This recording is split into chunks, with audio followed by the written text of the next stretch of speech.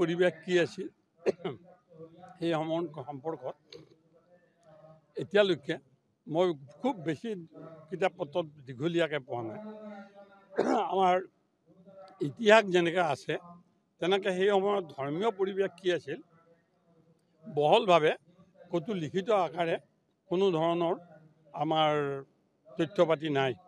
তথাপিতো অনুমান কৰা যায় সেই সময়ত অসমত আমাৰ বৰ্তমানৰ যিখন অসম এইখন অসম নাছিল। বিভিন্ন ৰজা, আহোম ৰজা, কোচ ৰজা, এনেকৈ বিভিন্ন ধৰণে আমি ভাগ ভাগ হৈ আছিলোঁ।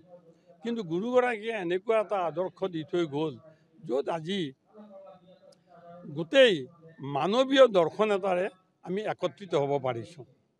গতিকে গুৰুজনাৰ মই ৰাইজক এইটোৱে আহ্বান জনাইছোঁ, গুৰুজনাৰ তিথি বা জন্ম জয়ন্তী আমি পালন কৰিলেই ই একেবাৰে চব কথা শুদ্ধ হৈ নাযায়। কিন্তু গুৰুজনাই যিবোৰ কথা কৈ গৈছিল, গুৰুজনাৰ সেই কথাবোৰ যদি আমি প্ৰাতঃস্মৰণীয়ভাৱে সদায় ৰাতিপুৱা গধূলি আমি সেই পন্থাৰে সেই সদাচাৰী ভাৱেৰে উপলব্ধিত হৈ থাকোঁ, তেনেহ'লে নিশ্চয় আমি অসমীয়া জাতিটো গুৰুগৰাকীয়ে যি ধৰণে ভাবিছিল সেই ধৰণে আমি সবল কৰি সদায় ৰাখিব পাৰিম। নাই চাওঁ, তৎক্ষণাত মই কমেণ্ট দিয়াটো যিহেতু এইটো গোটেই কথাটো তদন্তত চলি আছে, এই তদন্তই শুদ্ধ কথাটো শুদ্ধ তথ্যটো উলিয়াব।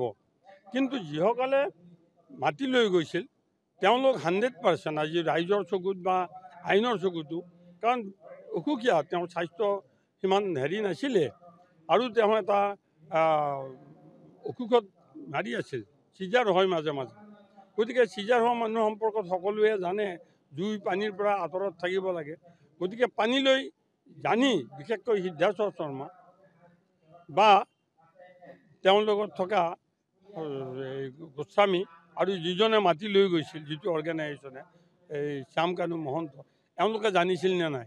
নিশ্চয় জানিছিল। গতিকে এওঁলোকে এই কিবা ষড়যন্ত্ৰত আছিল নেকি?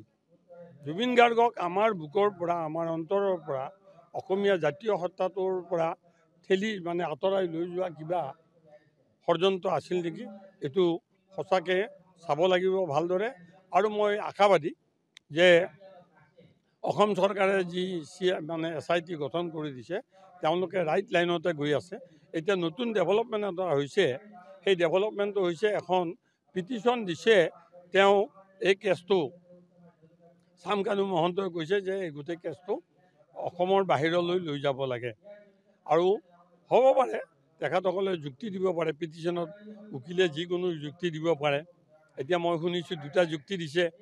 এটা হৈছে ইয়াত কোনো সকলো উকিলে বৰ্জন কৰোঁ বুলি কৈছে, তেওঁলোকৰ হৈ কোনেও অসমৰ উকিলে ওকালতি নকৰোঁ বুলি সিদ্ধান্ত লৈছে। আৰু দ্বিতীয় কথাটো হৈছে ছিকিউৰিটিৰ কথা। এই দুটা গ্ৰাউণ্ডে হ'ব পাৰে।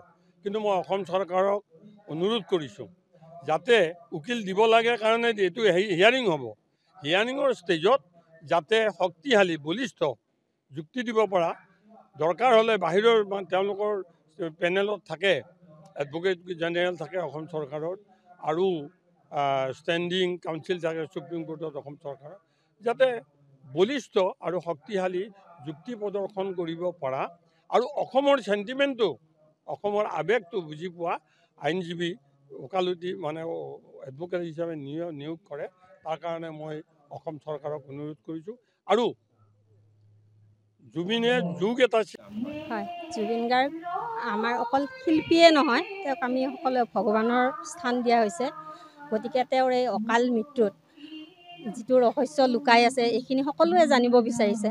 আৰু তেওঁৰ আত্মাই যাতে আকৌ তেওঁৰ আত্মা পুনৰ জন্ম লৈ জুবিন গাৰ্গ হৈয়ে আমাৰ মাজলৈ ঘূৰি আহে, তাৰ কাৰণে আমি সকলোৱে ঈশ্বৰৰ ওচৰত প্ৰাৰ্থনা কৰিছোঁ। তেওঁৰ দুখত আমি সকলোৱে দুখী, তেওঁৰ উচিত বিচাৰ হ'ব লাগে, সেইটোৱে আমি সকলোৱে বিচাৰিছোঁ। চৰকাৰৰ ওচৰতো দাবী আছে, তেওঁৰ উচিত বিচাৰ যাতে আমি সকলোৱে কিহৰ কাৰণে হৈছিলে সেইটো যাতে আমি জানিব পাৰোঁ। হয়, যোৱাকালি আমাৰ হেৰিটো হৈ গৈছে, দীপিলা বনমাছা শ্ৰীমন্ত শংকৰদেৱ সংঘই আমি যোৱাকালি তেওঁৰ স্মৃতি তৰ্পণ কৰিছোঁ। লগতে সকলোৱে লগে প্ৰাৰ্থনা জনাইছোঁ তেওঁৰ ভগৱানৰ ওচৰত, তেওঁৰ যাতে দুখীয়া শাস্তি পায়।